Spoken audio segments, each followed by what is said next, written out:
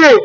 আপনারা দেখতে পেরেছেন ইতিমধ্যে বিপিনুরকে হামলা করার পরে, বিপিনুরের উপর নৃশংস হামলার পরে সমস্ত উপদেষ্টারা ঢাকা মেডিকেলে তাকে দেখতে গিয়েছেন।